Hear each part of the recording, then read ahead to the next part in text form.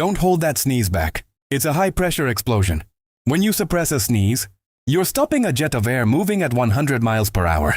Your brain's brainstem sends a frantic signal to freeze your respiratory muscles, but the pressure has nowhere to go. This trapped force can surge back into your eustachian tubes, potentially damaging your inner ear or causing microscopic blood vessels in your eyes to pop. Your body isn't just sneezing, it's a biological cannon. To safely discharge your body's pressure valves, hit subscribe right now. It's not just a tickle, it's a sonic boom.